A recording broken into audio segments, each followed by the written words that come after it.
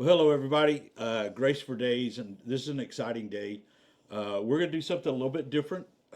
Yesterday, Casey, we celebrated together 17 years of her being clean and sober from meth Yes. addiction. Yes. And she's got a powerful story, and God brought her through this before we even met. Mm-hmm. And so I'm excited to see how God's going to use our podcast today, see who it may touch and reach out to. And that's one of the things I love about your story.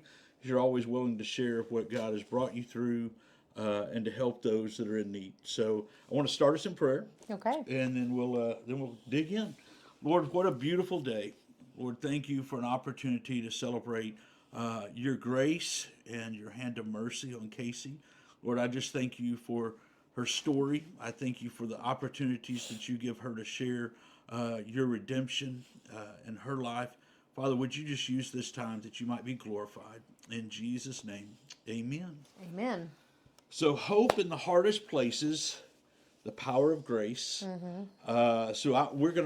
I'm just gonna kind of ask questions. This is gonna kind of almost be an interview type Okay.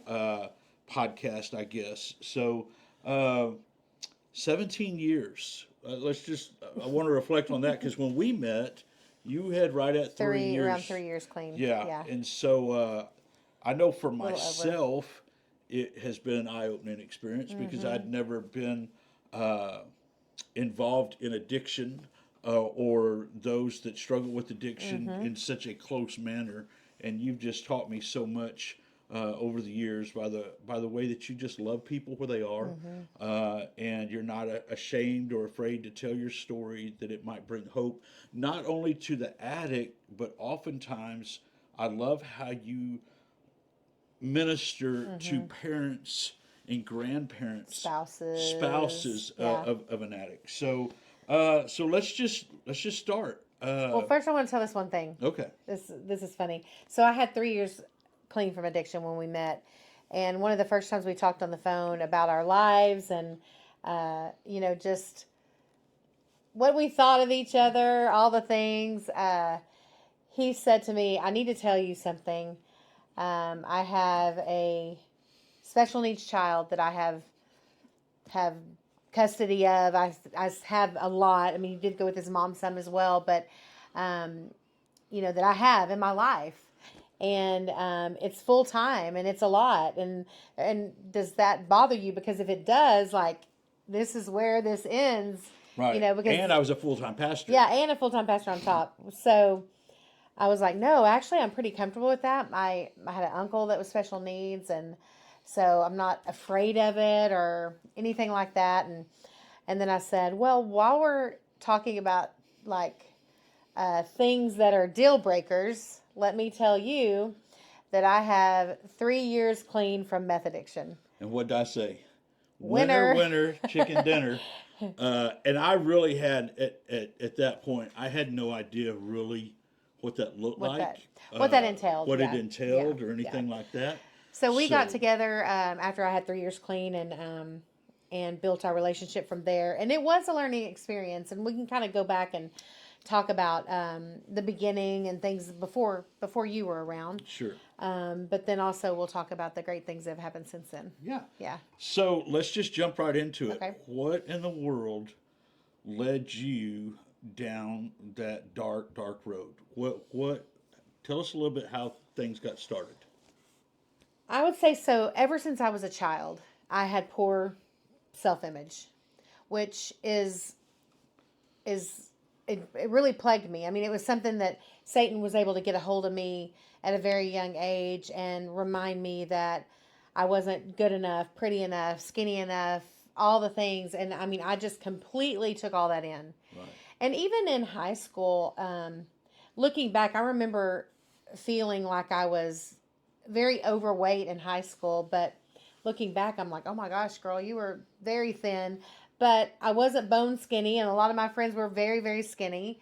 And I was an athletic girl, so I had a little meat on my bones. But I remember wishing that I was looked different, and that happened even from a little girl. And I remember several times, my parents they couldn't understand why I was feeling this way. They didn't really They didn't see me like I saw me. Right. But I'm like, you're my parents. You have to see pretty. Like, you wouldn't tell me if you didn't see pretty because you're my Right. parents. Sure. So I do remember my mom holding me by the shoulders in front of the mirror and facing the mirror. What do you see? Tell me what you see that is so bad in your eyes. And my answer was everything. Yeah. I mean, everything was bad. And it did lead me down some really difficult relationships. And, one thing Greg and I talked about, because we were both in a second marriage, this is kind of I digress for a second, is there are a lot of things that happened within our marriages, our previous marriages, that were hurtful and painful on both ends. And one of the things we've made a commitment to for each other is that we're not going to badmouth or tell the bad things about our ex spouses. Sure. We don't think that glorifies anything. So all of that to say, I was in a tough marriage. A lot of it I brought on myself. My ex-husband was a counselor, but also he did personal training, so he was very fit, and I was not. I was overweight. And so I just always felt like I never could be what he wanted me to be, and I never could measure up. And was some of that put on me by him? Possibly, but most of it came really from within, from a long time before I married him. Right. So I think, going back to the question, what got you there? I think my desire to lose weight at all cost. And I didn't really know what that looked like. Sure. I didn't go, oh, meth will help me lose weight. Let's try that. It kind of came subtly. We talk about Satan being Right. kind of crafty. That's really how it came on. I wouldn't say I was blinded by what I was doing, but I kind of was, because my desire to lose weight was so great that I would have done anything, including risk my life and my family, my child, everything. Yeah. So you get started, Mm-hmm. and obviously, as I've learned, it's not one of those things that you just turn on and off. Right. And you're rolling down the road now several years. And even before that, I thought I could turn it off. Sure. I thought I could do it for a short amount of time, lose the weight, get a jump start, and stop. Yeah. Like, once I got the ball rolling with weight loss, that I could put it down and do it the right way. And Right.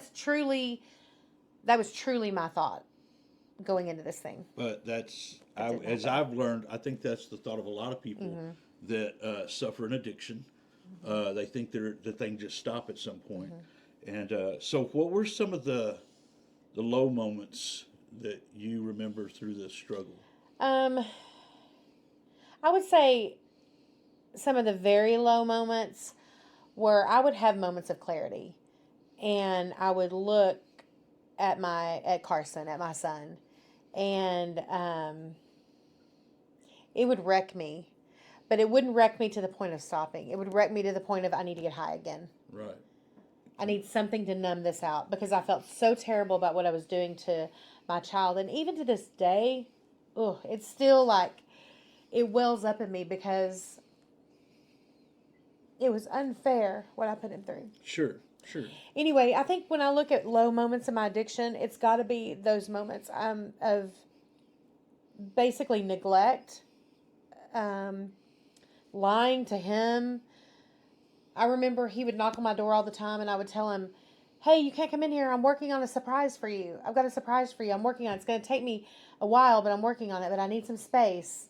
And he'd be like, what is it? And I'm like, I can't tell you. I wasn't working on a surprise. I was getting high behind closed doors, and I didn't want him to come in there.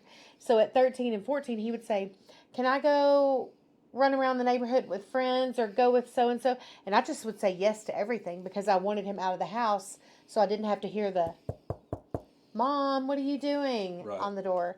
So I think when I look at low moments, it was what Carson went through. And I remember seeing that so many times, but the sad thing is, addiction had me so wrapped, it wasn't enough to make me stop. Right. And that breaks my heart to this day, that my child, who I would have done anything for, I wasn't doing anything for. Sure.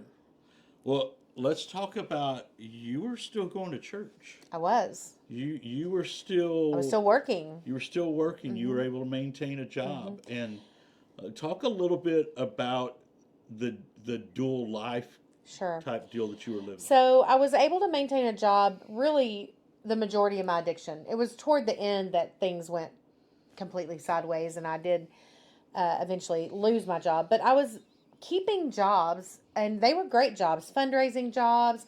I worked for the Chamber of Commerce. I mean, I had great jobs, jobs with a lot of responsibility. And so, but I was using most of the entire time. And I would leave work for lunch, and I would go and I would drive my car into a car wash because it was completely enclosed, and I could smoke. That's what I did with meth, is smoked it. I could smoke in the car wash, completely covered. No one could see me. I didn't risk getting in trouble. And then I would go to another one, another, maybe three during my hour lunch So you had one of the cleanest cars on the outside. In DFW. You're right. On the outside. On the outside. But the inside was wrecked in a lot of ways. And that's exactly what happens with addiction. Yeah. No matter yeah. what it looks like on the outside, it's the inside that's falling apart. And I did go to church. The main reason I went to church is because I was trying to keep my parents at bay. If I was still coming to church, then I felt like that they would believe me that everything was okay. Now, they're parents, and they knew for a long time things were not okay, but they didn't quite know what was going on, Right. but they knew something was wrong. Sure. And I don't think in the beginning they thought drugs. I think they might have, but they actually asked Carson several times, and he denied and defended, and he knew very well what I was doing. I didn't think he did, but he had seen the paraphernalia, he had seen the drug, he had seen it all and knew, but that young boy was protecting me. Yeah, kids are smarter than we give them credit for. And he was protecting me with my parents. He wasn't honest with them because he didn't want me to get in trouble. And so that was something that was another thing that I look back on. That's being a dark time. But basically, I would say, I was able to keep a job for the majority of it. I went to church, and I listened to church. But, well, first of all, I most of the time was high at church. But meth is different than like being high on weed, where you can smell it, you can see it in the face. I mean, you could probably see it in my eyes, but it's easier to cover up. Because I'm a social person, so it makes you very talky and stuff like that. So sometimes have a lot of energy. So that really wasn't different from what I really was. Sure. You know what I mean? Sure. So, but I remember hearing things at church, but I remember turning it off a lot because the shame was so great. Like, I would just sit there in church and think about anything else than what was being said, because I was a believer that got caught in this. I became a Christian at a young age. Right. And I was a believer that now was just entangled in drug addiction. And I would dare say that that's very true in a lot of churches. I won't say all churches, but I think that that's something that one of the reasons for sharing your story is to give hope to those that are still caught up in addiction, right, and struggling with the pain and the lies and the secrets. Yeah. And the hiding. lies were massive. The manipulation, the lies, it just became my life in total was a lie. And there are a lot of people that I hurt. And there's some people that in this thought of recovery, and as I go there, I think, you know what? I never made amends to them, and I probably should have. So I've been thinking about this lately. I wonder if I should reach back out to some people, and because if it's on my mind and it's weighing on me, then maybe that's the Holy Spirit saying, you didn't finish the job here. Right. So let's go start to finish. Okay. How long would you say that you had an addiction to meth problem? About 8 years. About 8 years. Mm-hmm. So let's talk about the turning point. Let's talk about how. Well, I had, at this point I had lost jobs. I mean, I wasn't able to work at this point. So how I was being evicted from my apartment, how I, just, everything was crumbling. I mean, I was able to maintain for a long time, but then it was crumbling. I was very, very ill, very sick, pneumonia. I mean, I was just really, really sick. And so sick to the point of, I mean, I could have died. Right. It was, very pneumonia. I had a blood infection. I had abscessed teeth. I mean, I was really in a And bad you were in way. the hospital. I Really mean, in you a were bad way. Well, this was before. I mean, I was really in a bad way at home at sure. that point. And I was, basically not not surviving at all. And I remember the first thing I remember is waking up at my parents' house. And I think I'd been there maybe a week or two at this point. And I just remember thinking for a second, like, I haven't used in like 2 weeks. Because I remember asking, what day is this? Right. Like, where are we here? And then I started going back in my mind and thinking when you could look back, you could look at messages and see when I reached out to somebody to buy and, things like that. So I figured out it had been about 2 weeks. And that at that point, I remember like saying the words. I was in upstairs in my parents' house in the bed, and I remember saying the words, God help me. And I don't know if I was really I don't know. I don't know if I was really wanting God's help or if I was just like, God help me. Like, I don't know if it was I think it was a cry for help at that point to God. And that's how he looked at it, as me calling the name of the Lord in down in the depths of the pit of drug addiction. Right. And So then at that point, your life just everything everything, got better. oh From no, that point, no, everything God just everything reached in. changed that It day, changed. but Okay. I wouldn't go as far as say it got better. Right. At least in the beginning. I then went down a very, very, very tough road of recovery. Sure. Um, it's the meth addiction. I guess I should say getting clean from meth addiction. You don't necessarily have a lot of withdrawals like you would with heroin or even pain pills or even alcohol. It's not a physical withdrawal. What happens is it's like a mental withdrawal. My days and nights were so mixed up because I would stay up for days on end, and then I would sleep for a day or two and then get right back at it. And if I fell asleep, if I woke up during the night, I would immediately start using smoke. So my days and nights were so mixed up. And I remember I would wake up during the night at my parents' house and I was just wide awake, couldn't go back to sleep because that's normally when I would start to use. And I mean, I do remember waking up several times and my mom being up there and praying, praying over me. And, she might have her hand on my foot, praying and things like that. And I remember feeling comforted, but still just, I was so hurt by all my decisions, everything I'd done. I felt so much shame, not just shame from God. I felt tons of shame from God, that I was ashamed to be in God's presence. I don't think God was casting shame on me. Right. It was how I felt. But I was ashamed of my family, and the most probably was my son. I just was so ashamed of everything that I'd done. And, he had gone so long, almost being my rescuer at times. And there was a lot that happened to him while I was using. And so that's still tough. Sure. Sure. And we've talked about Yeah. that. So that leads me to this question. So how how do you feel like God has restored you from that moment moving forward, and your struggle with the shame, and you have mentioned making amends, and that was a whole other new thing for me. I'd never been to an AA meeting or an NA meeting, and when we first started dating, Casey said, well, if you'd like to find out what they're like, come go to some meetings with me. And it was just an eye-opening for me. I'd never experienced Well, that. because Greg was like, a lot of people are, if you're doing something that's killing you, stop Stop. doing it. And I was like, in theory, yes. Right. But it doesn't always work out that way. If I could have stopped, I think I would have. But there was a point of in my mind at the time of no return. Like there was not a solution for me. I would die a drug addict. My only prayer was that Carson wouldn't find me dead. Right. That was really it. I just didn't want that for him. But I felt like it was going to happen as far as I was going to die this way. I just didn't want him to be the one to find me. Yeah.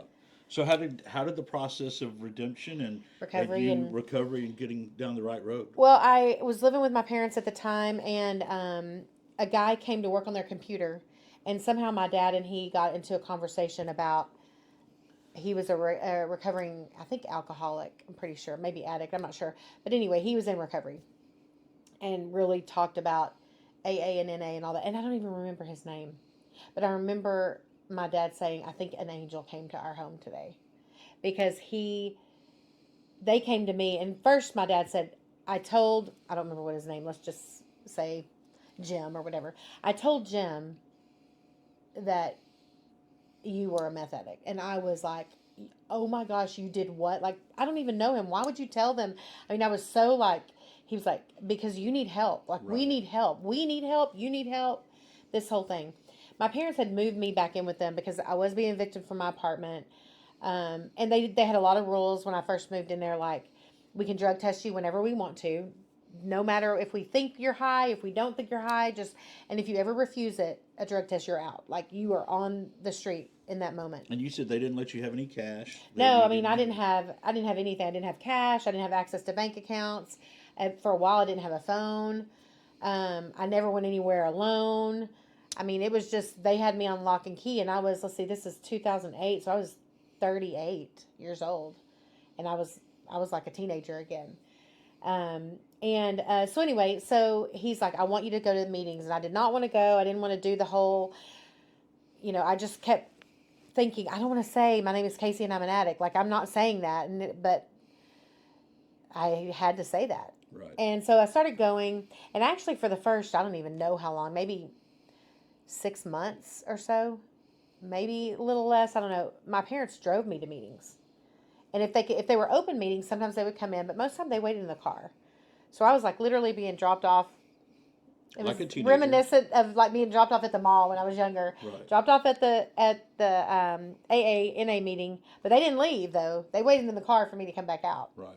So there was no trust, absolutely zero trust. And I remember being offended that they wouldn't trust me. I was like, how could you not trust me? I've got like 30 days without using. I don't get it. Right. And my feelings were hurt, and I didn't understand it. And, I didn't know why they didn't trust me. And, looking back, I'm like, well, yeah, they didn't trust you. Yeah. You had done so much. You had stole from them. You had lied. I mean, there was so much healing that had to be done there. But I think those that are listening now can identify with what you're saying. Like, why wouldn't you trust me? I've been clean for 2 weeks, or I've been clean for 2 months. And then there's also people that may be listening right now that are still deep in their addiction, and they're hearing what it was like for you to come out, and you had a lot of support. I had a lot of support, which was unlike most people. Right. That is not lost on me, the kind of support that I had. Sure. There are a lot of people that are truly doing it alone, and that's part of the reason why I share, because I don't want people to do it alone. Right. Like, if you don't have family, let me step in. And you do a great job with that. And that's kind of why I feel so passionate about being honest and sharing my story. It's not something I'm proud of as far as that goes, but it was who I was and it's made me who I am today in a lot of ways. Right. Would I change how I hurt people? Would I wish I could do it differently so I wouldn't hurt people I love? Yeah, 100%. But I also I got through so much by being in addiction and then having God pull me out of it. Like, I was changed. Right. Forever. Well, and let's talk a little bit about that. So you get clean, you spend that time at home, and then you begin. What did healthy steps? Once you realized, okay, I am on the right path. Okay. What were some healthy steps that you begin to Well, take? I definitely stayed in recovery. Like, it was my job for a year. I went to meetings sometimes 2 or 3 times a day, many times per week. I had to keep myself busy. I didn't have a job at that point. My parents were given some advice to be like, let her job be recovery. Let it be about that. I worked the steps. Working the 12 steps is a rigorous process. It takes a lot out of you emotionally. And it drained me physically. It was a lot, but I had a really good sponsor that walked me through that. So that was my job. I went to meetings and I worked recovery. I did go to church. I got involved in a Sunday school class that was all women that were probably the closest one to my age might have been 10 years older, but some of my parents' age. Right. and it was just a women's class. It was small, like maybe 8 to 12 women. And it was the most nurturing place for me to be. Like, God put me there. It was like, these women, Just loved on you. they did. And they didn't even know for a while. But I remember the night I called them all over to my parents' house. I wanted to tell them. And I just told them everything. And this was several months into my recovery at this point. And they were all just heartbroken for me, for my parents. But at the same time, it's like they just banded together and they're like, we are all going to get you through this. Like, Yeah. we're all doing it. And like I said, they weren't all much older than me, but some of them, were quite a bit older, but I just felt so cared for. Right. So I think getting involved in a church, a women's group, and it was the church I grew up in, but getting into a women's group, getting into just fellowship with people, I started slowly getting some of those friends back that were friends before, not during my addiction, friends before. Right. I had to be very vigilant about basically cutting off anyone that I ever used with, I had to make that clean break. Right. And I just had to do it that way. I mean, and I don't know how you could do it if you didn't do it that way. Sure. So you mentioned that. So let's talk about when people contact you now, and they, as we said, it could be parents, grandparents, a spouse, Or someone that's actually, or somebody that's yeah. actually suffering with addiction, and they say, I need help. What are some of the first conversations that you have? Well, like anything else, and like you say all the time, people, places, and things, you got to change all that. Nothing stays the same. Now, this is for the addict. This is for someone that's using. You got to change who you surround yourself with. You can't go to the places you went before. Because I went into a car wash and used every day for years, it took me, no lie, probably 2 years before I could ever even go into a car wash. Everything about it made my skin crawl. I felt like I smelled it. I mean, it brought back so much to me that I had to not go there, because that was a major kind of a trigger for me. Right. It was scary to go in. I mean, the smell of the soap reminded me of the smell of the smoke. I mean, it was just the Right. weirdest thing. But so I had to change the places I went. I changed everything about. I used to, in college, I would drink some, beer, wine, all the things in college, and even after, I would drink occasionally. I felt like I wasn't a huge drinker. There was a period of time where I probably drank too much. But one thing I did was, when I decided, or when God was delivering me from this addiction, it meant alcohol for me too. It meant everything. Right. I didn't do any of it.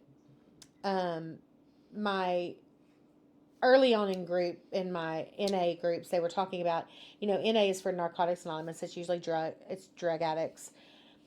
And I remember they would say, you can't, alcohol is a drug, period. So you got to look at alcohol the same way you would look at meth or cocaine or any other drug that you'd be addicted to. And not everybody does that. Like, they say, well, I was addicted to meth, but alcohol was never a problem for me, so I can have a drink. I just, from day one, said that will never be me. I was so afraid of going back, because that was the fear. They would say, play the tape all the way through, which meant, if you took the drink of alcohol, what happens next? Like, go all the way through. And to me, in my mind, what would happen next would be I would end up using meth again. Right. Now, whether that's true or not, I don't know. But guess what? I'm not willing to risk it. Yeah, and I know, and not eavesdropping, but a lot of times we're driving down the road and somebody calls you and they're looking for counseling or advice or just need to talk to you. And one of the things you always say is, just like you shared, you need to separate yourself totally. And you do know several individuals that had a meth, coke, heroin addiction, but then they started to drink, and before they knew it, they were right back in their addiction. And that, I guess, I have a healthy fear of addiction. Like, I feel like God is powerful in my life, and I would never go back there. But why dangle that like that? I've seen it happen, that most everybody I knew that relapsed to their drug of choice usually started with alcohol or something minor. I don't toast with champagne at a wedding, at New Year's Eve, I don't have that drink looks good. Can I just have a sip of it? I just want to taste it. No. Do sometimes I wish I could drink? I mean, maybe, but not really. I mean, I don't really. He took the desire like totally away from me. I guess in the beginning, socially, if I was around people that were drinking, I was like, it was kind of weird. But now I'm like, no, I don't drink because guess what? I've got 17 years clean from addiction and I'm not willing to risk it. You do you. It doesn't bother me. There is absolutely no judgment on my part. I have chosen that for me is not going to happen. And it goes for not just alcohol, it goes for pain medication. I mean, it's anything like that can be mind altering, narcotics. There was a time when I had a massively abscessed tooth after Greg and I were married, and the dentist said a non-narcotic is not going to help you with this pain. I mean, I was in major pain. Major pain. It was bad. And so and this was just a couple years ago, so I had 15 plus years clean. Right. I remember in the dentist's office with the dental surgeon, he was about to do the surgery, and he said, I'm going to give you 5 pills, and Greg's like, and then I will take them and I will give them to her if she needs them. Right. And I think maybe I took one. Yeah, I think you took 2 half pills. Yeah, something like that. Yeah. But then that's it. Right. And the key is, and this is what I feel about that. My sponsor told me this a long time ago. Just because you're an addict doesn't mean you have to suffer pain. Right. But when you don't have pain anymore, you stop taking the pills. Yep. That seems logical to a lot of people. But seems logical to me. Yeah, but for me, it's like, if I don't have pain, I don't need to take anything. And that I don't want anything to make me feel weird or on a continual basis. Right. I don't know. Right. That's how it works for me. And when I sponsor people, that's what I say. If you believe that you can recover from cocaine addiction and still drink, I'm not the sponsor for you. Right. Nothing against you, no judgment, but I only know how to do it one way. Yeah. God and 100% abstaining. Right. That's the only way I know how to do it. Yeah. So, let's just say I just came across this podcast and I hear your story. What do you have to say to me directly? What? Well, if you are somebody that's struggling with addiction, number one, there's hope. And that's why I share my story. I've said this 100,000 times. My mom said, don't let your suffering go to waste, which means don't let your story be this quiet, shameful part of your life. Use it to show people where hope is found, and that's in Jesus. And when we were preparing for this, I started looking through different verses, and there's a verse in Joel, in the Old Testament, Joel 2:25. It says, I will repay you for the years the locusts have eaten. And next to it, on 5/30/08, which my clean date is 1/22/08, so a few months after that, my mom wrote the date. She circled it. This is my mom's Bible, but she started and she wrote my name by it. And I'm like, yes, because guess what? He has. He has. I mean, who in their right mind would have thought that I would be at the depths of meth addiction and that God would put me in a position of a pastor's wife? Like, that blows my mind. Like, I just think, man, God's funny. Yeah. Well, he does have He's a got a sense sense of humor. you know. But he did make me a cowboy preacher's wife, which is also quite funny. Yes, that is funny too. So downtown. it's equally funny. Yeah, Greg called me downtown for a long time. Yeah. So. Yeah. So anyway, but yeah, that was one of the things. He will repay you. I will repay you for the years the locusts have eaten. And I just think that's amazing. And I love that she wrote, just 4 months after I got clean, she wrote my name by that. She could already see it happening. And the beauty of God in this whole thing is, my mom was diagnosed with cancer in 2010. I had 2 years clean. And God's timing was perfect. Yeah. Because had I still been in my active addiction, I would have probably died. I would have gone so deep into addiction that I would have never come out.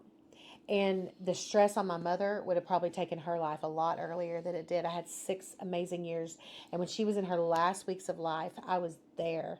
And I was present.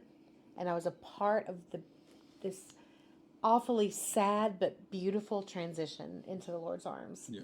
And if I'd have been using, I would have never set foot in that house while that was going on. I wouldn't have been able to bear it. Yeah. And God gave me that. And because of my recovery and because of my diligent, intentional recovery, the that was about the hardest moment of my life since being in active addiction, and I didn't use. Right. That's a miracle. Yeah, and that was that's one of the things that I've learned just watching you through that time. I was concerned, what losing your mom might do to you Mm-hmm. because it was just several years, and you've shared a lot of statistics on meth addiction Mm-hmm. and how long it takes people that finally do get clean and things like that. Uh, well, I think one of the things we definitely want to encourage, like for me, I mean, I'd been a pastor in ministry, but I didn't know a whole lot about AA or NA. Mm-hmm. And I know that there's a lot of strong church programs out Oh there, like yeah. Celebrate Recovery. Celebrate Recovery. There was one at Lake Point Church in the Rockwall area that I went to called Recovery for Life. Right, We've done things at Top Hand called Mending Fences, which is kind of a we got that from Crossbrand Cowboy Church. It's a recovery program that they did that we modeled some things after. So there's recovery out there. You got to take some steps to get right, there, but I think some sort of recovery program is essential. And for me, I don't know how people do it without a relationship with the Lord. right. I don't know how. I look back, how in the world could I have done it without God? And so I think that is 100% essential to recovery in my eyes. Yeah. So we definitely want to encourage you. Casey loves to tell her story. I want to encourage you to reach out. There's all kinds of ways through the Mm-hmm. podcast and social media and everything else, our website. Casey loves to tell her story and then help people uh, onto the road of Mm-hmm. recovery. Mm-hmm. And that's one of the things that Yeah. I get most excited about. We can be driving down the road together, and the phone rings, and next thing I know, you are just pouring yourself out Mm-hmm. into a family or into an individual Mm-hmm. that's just seeking wisdom and guidance. It helps me to continue down the right road. Right. I am incredibly accountable to a lot of people because I have been so open with my story that in those dark moments of when I was wondering how I'm going to make it without my mom, when I'm feeling the guilt about Carson, I could cover that up with drugs. I could numb everything out. But I am so accountable to people, and I've told my story so many times. I do not want to hurt another person. I would never want to hurt my child. My mom is with Jesus, but my dad suffered under with all of the stress of my addiction. My husband, I don't know what, I can't imagine the disappointment that would give you, our church, my friends. I mean, it's the layers are so big. Right. And I think part of the reason why I share my story is it's self preservation. Right. Like, I cannot disappoint that many people. I just can't do it. And, but I don't think that's ever going to happen because one of the verses I loved out of Second Corinthians 5, and this is 17. Therefore, if anyone is in Christ, he is a new creation. The old has gone and the new has come. There is hope. There is restoration. And your past doesn't define you. Your past doesn't define you. Grace is always there. Yeah, there's so much grace. Oh my, been given so much grace. Grace for days. Grace for days. Well, So much grace. Yeah. why don't you, Casey? Why don't you just offer up a prayer? We know that people that are listening may have a loved one or a friend or a coworker that they know is struggling with addiction. Pray for them. Pray for maybe the person that they know that they are struggling with an addiction. But you are definitely one that's been there and can identify with the struggle. And I think they need to hear your prayer, your words of hope. And I would just say that yes, the families, but also if there are people that are listening that are struggling right now with their Yes. own addiction. It doesn't have to be drugs or alcohol. It could be Any anything. addiction. And the way I look at it is anything that hinders your relationship with the Lord. Bitterness, anger. I've said before, a bitter woman is just as bad as someone with an addiction. It can take over your entire life. Right. So anybody that's struggling with something that's come in between you and the Lord, I'm going to read this verse and then I'm going to say a prayer. Jeremiah 29:11 says, "For I know the plans I have for you, declares the Lord. Plans to prosper you and not to harm you. Plans to give you a hope and a future."